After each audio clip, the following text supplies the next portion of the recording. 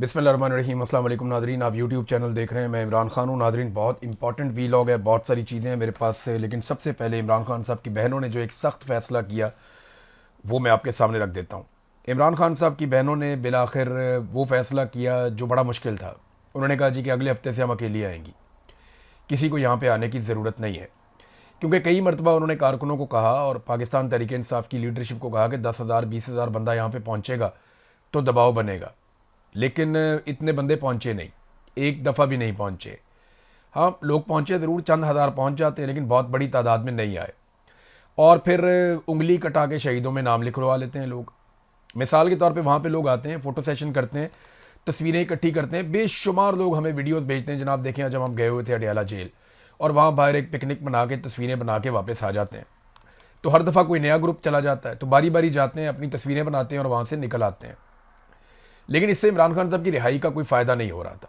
तो इमरान खान की बहनों ने कहा जी अब आप यहाँ पे आना छोड़ दें, हमें बहनों को किसी की ज़रूरत नहीं है, इन्होंने हमारी मुलाकात तो करवानी नहीं, तो हम यहाँ पे आ जाया करेंगे और आके हम यहाँ पे एहतजाज करेंगे, धरना देंगे, बैठ के हम चले जाएंगे। आप यहाँ पे ना आए, बल्कि आप इमरान खान साहब के अहकामात को फॉलो करें। जो इमरान खान ने कहा था हम उसको दोबारा ट्वीट करवाना शुरू करेंगे, यानी वही चीज़ें जो इमरान खान साहब के ट्विटर अकाउंट से पहले ट्वीट की जा चुकी हैं, जो अहकामात इमरान खान साहब ने दिए थे कि मेरी कैद तन्हाई की सूरत में क्या करना है, और स्ट्रीट मूवमेंट कैसे चलानी है, किस तरह का एहतजाज करना है, ड्रोन हमलों के बारे में इमरान खान की क्या राय थी, खैबर पख्तूनख्वा में ऑपरेशन के बारे में इमरान खान की क्या राय थी, और अफगानिस्तान के हवाले से इमरान खान साहब क्या कहते थे, मौजूदा हुकूमत और उसकी लिजिटमेसी के बारे में इमरान खान की क्या राय थी। तो वो तमाम चीज़ें जिन्हें पाकिस्तान तहरीक इंसाफ की क़यादत भुला चुकी है, वो इमरान खान साहब की बहनों ने कहा कि इमरान खान साहब के ट्विटर अकाउंट से उन्हें अब बारी बारी दोबारा शेयर किया जाएगा और ये सिलसिला शुरू हो जाएगा। तो वो जो एक कुछ लोग आ जाते थे, वहाँ पे आके एक मेला सा लग जाता था अडियाला के बाहर, जिसका कोई फ़ायदा नहीं हुआ, कोई दबाव नहीं पड़ा, उसको उन्होंने ख़त्म करने का ऐलान कर दिया। और अब स्ट्रीट मूवमेंट की तरफ, क्योंकि सुहेल अफरीदी को कहा था स्ट्रीट मूवमेंट करें और जुनेद अकबर को कहा था कि आप कमेटियों को छोड़ें और जाकर तंजीम साजी करें। तो अब तक की इतला के मुताबिक ना तो तंजीम साजी मुकम्मल हुई है और ना ही स्ट्रीट मूवमेंट के लिए कोई फोर्स बनाई गई है। यानी खैबर पख्तूनख्वा की जो पाकिस्तान तहरीक इंसाफ है, उन्होंने जो ऐलान किया वो मैं हैरान हो गया उसको पढ़ के। यानी उन्होंने ऐलान किया पाकिस्तान तहरीक इंसाफ ने कि हमने जो स्ट्रीट मूवमेंट के लिए या जो इमरान खान साहब की रिहाई के लिए एक फोर्स हम बना रहे थे, उसके लिए हमने 60,000 कारकुनान ने अभी तक रजिस्ट्रेशन करवाई है। इनको ये 60,000 का फिगर बोलते हुए शर्म भी नहीं आई। 60,000 बेशक बहुत बड़ी तादाद है, लेकिन पाकिस्तान तहरीक इंसाफ के लिए नहीं है। यानी 60,000 का फिगर अगर देती MQM तो अच्छी बात थी, 60,000 का फिगर अगर देती कोई और छोटी सी पॉलिटिकल पार्टी तो वो भी अच्छी बात थी। अगर जमात इस्लामी भी होती तो वो अब तक 2-3 लाख का फिगर दे चुकी होती। इसमें कभी संजीदगी दिखाई नहीं गई। एक एक MPA ने 60-60 हज़ार वोट लिया हुआ है, एक एक MNA ने 1-1 लाख से जायद वोट लिया हुआ है। जिस सूबे में इतने बड़े पैमाने पर वोट पड़े कि बगैर मखसूस नशस्तों के 2/3 अक्सरियत पाकिस्तान तहरीक इंसाफ के पास आ गई, उस सूबे में 60,000 नौजवानों का क्लेम करना ये बहुत शर्मिंदगी वाली बात है।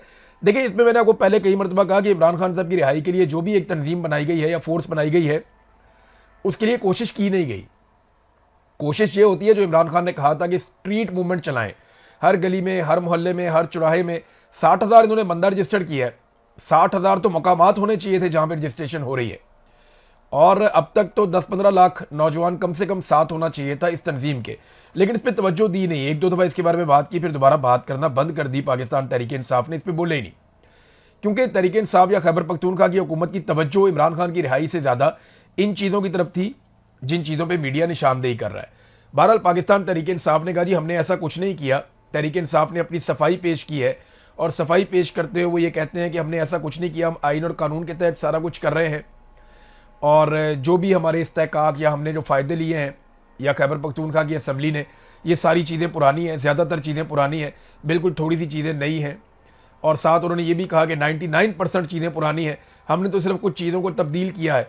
ब्लू पासपोर्ट के हवाले से भी तासुर गलत है कि कोई नई सहूलत फराम की गई है, ये बाकी सूबों को ये सहूलत हासिल है, तो हम चाहते हैं कि उसको सेनेटर्स और कौमी असम्बली के अरकान की तरह कर दिया जाए। और ये हर दौर में कहा जाता रहा है, हर दौर में बार बार ऐसी करारदातें आती रही हैं, तो ये पहली मरतबा नहीं आई। असला लाइसेंस के बारे में भी उन्होंने सफाई पेश की।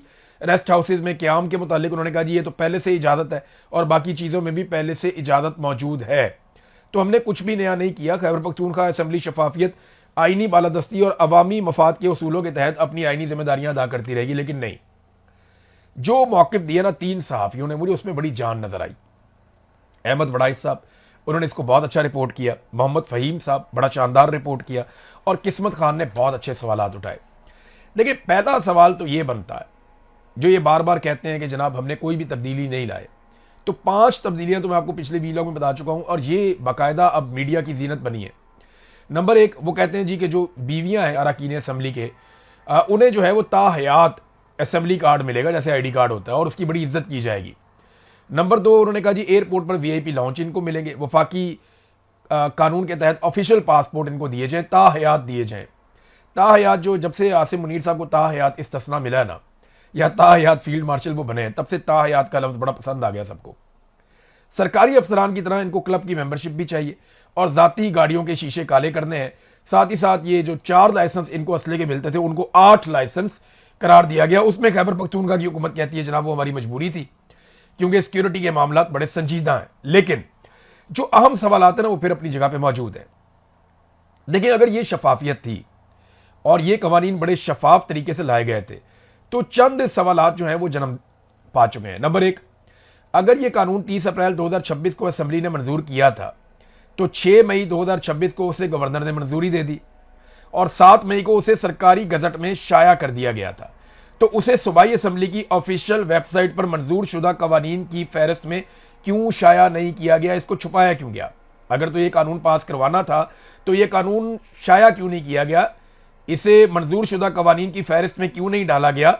और इस कानून का सरकारी और मुस्तनद मुसवदा अवाम की तस्दीक के लिए बाकी कवानीन में क्यों मौजूद नहीं था?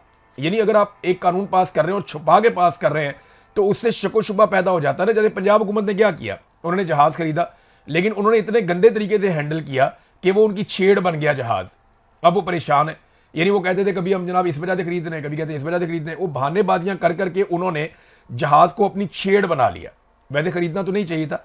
इसी तरह इन्होंने जितना छुपाया इस कानून साजी को, उससे यह सूरत पैदा हो गई है। फिर एक और जो चीज उठी वो ये है कि कोई भी रुकन असेंबली होगा जिसको लगेगा उसका इस्तेहकाक मजरू हो गया है, तो उस पर कार्रवाई के लिए एक जुडिशल कमेटी कायम की जाएगी असेंबली के अंदर।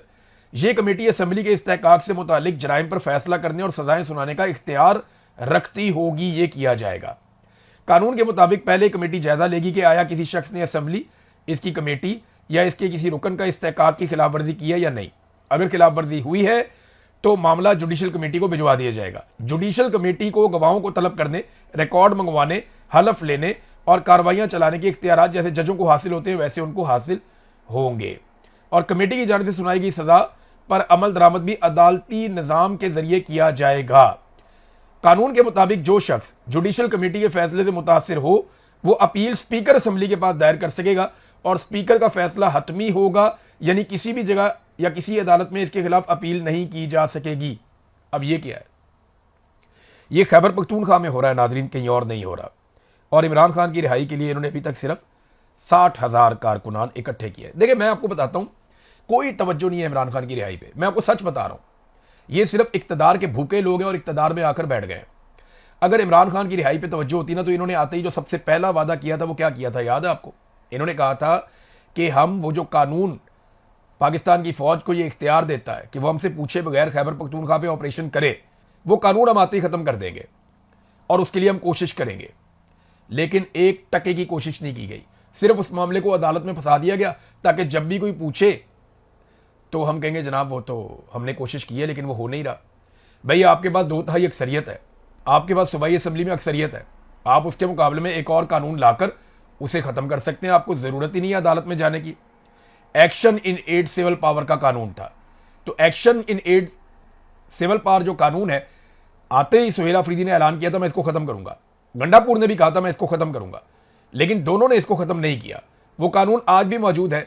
उसी कानून के तहत खैबर पख्तूनख्वा के 3 से 4 डिफरेंट एरियाज में, मैंने आपको पिछले वीलॉग में बताया भी, वहां पे मिलिट्री ऑपरेशंस अभी भी जारी है, जबकि इमरान खान साहब का मौक़िफ़ कुछ और था। तो ये हुकूमत खुद ऑपरेशंस करवा रही है, जबकि इमरान खान साहब ऑपरेशंस के खिलाफ थे। अभी ड्रोन हमले 74% ज्यादा हो गए हैं, जबकि इमरान खान साहब ड्रोन हमलों के खिलाफ थे। उन्होंने कहा था FIR दो, इन्होंने अभी तक एक भी एफआईआर नहीं दी। तो ये चीजें साबित करती हैं कि इन लोगों को इमरान खान का हुक्म या इमरान खान साहब की जो पॉलिसी है उससे ज्यादा अपना इक्तदार अजीज है, और ये इक्तदार से बाहर देखने के लिए बिल्कुल भी तैयार नहीं है। अब नाजरीन, एक और चीज मैं आपको पहले बता दूं, हमारे बड़े अच्छे दोस्त हैं, भाई हैं, अहमद फरहाद साहब। उनके फैमिली के सोर्सेज ने मुझे बहुत इंपॉर्टेंट इंफॉर्मेशन दी है, और अभी जब मैं वीलॉग कर रहा हूं तो अभी ये इंफॉर्मेशन मुझे थोड़ी देर पहले मिली है, और ये इंफॉर्मेशन तस्दीक शुदा है। अहमद फरहाद साहब पे लगातार दबाव डाला जा रहा है, और उन्हें कहा जा रहा है कि एक वीडियो बनाओ जिसमें जो कुछ आपने कहा और किया उसको आप गलत करार दो। एक वीडियो बनाओ, ज्वाइंट अवामी एक्शन कमेटी के इकदाम को गलत करार दो। तो उनसे जबरदस्ती एक वीडियो बनाने के लिए दबाव डाला जा रहा है, और यही दबाव कुछ दिन पहले ज्वाइंट अवामी एक्शन कमेटी के लोगों ने कहा कि वो डाला जा सकता है शौकत नवाज मीर के ऊपर भी। लाजमी बात है, उन पर दबाव डाला गया होगा। मुझ पे भी 4-5 महीने एक ही दबाव था कि वीडियो बनाओ, वीडियो बनाओ, वीडियो बनाओ, वीडियोस चाहिए हमें, कैमरे लेके आ जाते नहीं, वीडियो बनाओ, वीडियो बनाओ, इसको गाली दो, उसको बुरा कहो, ये कहो जनाब ये मैंने किया, वो उसने किया, ये सारा कुछ गलत है, यानी यहां पे बैठ के वीडियो बना के अपने मौक़िफ़ को गलत साबित करो। तो अहमद फरहाद को कहा जा रहा है कि तुम एक वीडियो बनाओ, उन पर दबाव डाला जा रहा है। अल्लाह ताला उन्हें इस्तिकामत अता फरमाए। उन्होंने अभी तक किसी भी किस्म की कोई वीडियो बनाने से इनकार किया है, लेकिन एक बड़े अहम सोर्स से यह पैगाम जरूर आया है कि अहमद फरहाद पे जबरदस्त दबाव डाला जा रहा है कि आप एक वीडियो बनाएं, आपको रिहा कर दिया जाएगा। अगर आप वीडियो नहीं बनाएंगे तो आपकी कैद लंबी होती चली जाएगी। तो तमाम कश्मीरियों से मेरी गुजारिश है कि शौकत नवाज मीर साहब के लिए, अहमद फरहाद साहब के लिए, और जो बाकी लोग इस वक्त कैदोबंद की सऊबतें काट रहे हैं, उन सबके लिए आवाज उठाएं। और हर पाकिस्तानी को आवाज उठानी चाहिए, बल्कि हर इंसान को आवाज उठानी चाहिए। सिर्फ कश्मीरियों का यह मामला नहीं है, यह इंसानियत का मामला है, इंसानी हुकूक का मामला है। तो सबको इसके ऊपर जोरदार तरीके से आवाज उठानी चाहिए। नादरीन, ये एक तस्वीर मैं आपको दिखाता हूं, ये देखें आप, ये खैबर पख्तूनख्वा से आई है। ये एक पिकअप है छोटी सी, और ये लेकर जा रही है ताबूत। बलूचिस्तान से ताबूत ही आ रहे हैं, यानी हर चौथे दिन किसी ना किसी सिक्योरिटी फोर्सेस के ताबूत आ जाते हैं, मजदूरों के ताबूत आ जाते हैं, मेहनत कशों के ताबूत आ जाते हैं, कभी पुलिस वालों के ताबूत आ जाते हैं। ये 10 ताबूत और एक पिकअप में जा रहे हैं। क्यों जा रहे हैं पता है? ये जो अभी पुलिस वालों पे हमला हुआ है, एक तरफ हरनाई का इलाका है, एक तरफ कोयटा है, ये दोनों आपस में ऐसे जुड़ते हैं, इनके बीच में पहाड़ी इलाका है। अब ये जो अटैक हुआ है इस मर्तबा, ये जो मुसल्ला जत्थों ने अटैक किया पुलिस के ऊपर एक दिन पहले कोयटा में, ये बड़ा खौफनाक हमला था। कई घंटों तक लड़ाई जारी रही है। अब इस लड़ाई के जो ऐनी शाहिदीन है, उन्होंने मुझे क्या बताया, ये सुने आपके रोंगटे खड़े हो जाएंगे। वो ये बताते हैं कि मुसल्ला जत्थों ने जदीद तरीन असले के साथ पुलिस के ऊपर अटैक कर दिया। पुलिस ने जबरदस्त लड़ाई लड़ी, पुलिस शानदार तरीके से जवाबी हमले कर रही थी और शानदार लड़ाई लड़ रही थी। और फिर उसके बाद वक्त गुजरना शुरू हुआ, पुलिस की जानिब से फायरिंग कम होना शुरू हो गई, जबकि दहशतगर्दों को सप्लाई लगातार जारी थी। वो फायरिंग तेज करते चले जा रहे थे, जदीद हथियारों का इस्तेमाल कर रहे थे। उस वक्त सोशल मीडिया के ऊपर बहुत सारे बलोच नौजवानों ने जो वहां आसपास मौजूद थे, उन्होंने वीडियो पैगामात जारी किए। उन्होंने फौरी तौर पे तमाम जहां जहां वो राब्ते कर सकते थे, उन्होंने हर तरफ राब्ते किए, सोशल मीडिया पे पैगामात जारी किए कि फौरन मदद भेजी जाए, इंतजामिया फौरी तौर पे असला भेजे, इंतजामिया फौरी तौर पे मजीद कुमक भेजे और पुलिस का साथ दे। लेकिन पुलिस का साथ देने के लिए कोई नहीं आया। वहां 9 पुलिस वाले शहीद हो गए, 20 से ज्यादा वो अगवा करके ले गए। और अभी तक जो पुलिस वाले वापस आए हैं वो 8 से 9 हैं जो वापस आए। बाकी पुलिस वाले अभी तक अगवा हैं, उनके बारे में कुछ नहीं पता। मेरे पास सबके नाम मौजूद हैं, शहीद कौन कौन हुआ, अगवा कौन कौन हुआ, वापस कौन कौन आया, और जो लोग अभी तक वापस नहीं आए उनके बारे में कुछ पता नहीं है कि वो कहां पे गए। बहरहाल ये मुसल्ला जत्थों ने हमला किया। पुलिस बार बार मांगती रही कि हमें मजीद असला चाहिए, हमें ताज़ा कुमक चाहिए, दहशतगर्दों पे बाहर से हमला किया जाए। और इस पूरे एरिया में मैं आपको बताता हूं, जगह जगह एफसी की चेक पोस्टें हैं। इस पूरे एरिया में फोर्सेस जगह जगह पर मौजूद है और भारी मिकदार में मौजूद है। उनके पास जदीद असला भी मौजूद है, लेकिन इसके बावजूद फोर्सेस मदद करने के लिए नहीं आई। और यह वाकया पहली मर्तबा नहीं हुआ। मकामी लोग ये बताते हैं कि जब जब यहां पे अटैक होता है, फोर्सेस मदद के लिए मौके पर नहीं पहुंचती, पुलिस वाले भी शहीद हो जाते हैं, आम लोग भी मारे जाते हैं। फोर्सेस हमेशा वाकया होने के बाद उस जगह पे आती हैं, या कहीं पे अटैक करना हो तो वो अपने तरीके से अटैक करती हैं, वो किसी लड़ाई में आकर नहीं पड़ती। और ये लगातार होता चला जा रहा है। मेरे एक बहुत करीबी दोस्त हैं, उन्होंने मुझे बताया कि एक ग्रुप बना हुआ था जिसमें इंटेलिजेंस एजेंसियों के लोग भी थे, मिलिट्री के लोग भी थे, पुलिस के लोग भी थे, मकामी लोगों को भी डाला हुआ था, सियासी लोगों को भी डाला हुआ था। तो एक बहुत बड़ा अटैक हुआ और उसमें मैंने फौरी तौर पे ग्रुप में लिखा कि जनाब फौरन मदद भेजी जाए, यहां पे लड़ाई इस वक्त जारी है और फोर्सेस पहुंच जाएंगी तो दहशतगर्दों को घेर लिया जाएगा। तो उसमें एक ऑफिसर ने फोन किया, कहते डायरेक्ट मुझे, और उन्होंने कहा तुम्हें क्या मुसीबत पड़ी हुई है, तुम तो चुप करके बैठो। ये नादरीन इस वक्त की सूरत हाल है और ये मुझे मेरे दोस्त ने खुद वाकया सुनाया गुज़िश्ता रात, और इस वाकये ने तो रोंगटे खड़े कर दिए लोगों के। लोग सोच रहे हैं कि ये दहशतगर्दों को रोकने के लिए सिक्योरिटी फोर्सेस क्यों नहीं आती, पुलिस वालों को भेड़ बकरियों की तरह वहां मरने के लिए छोड़ दिया।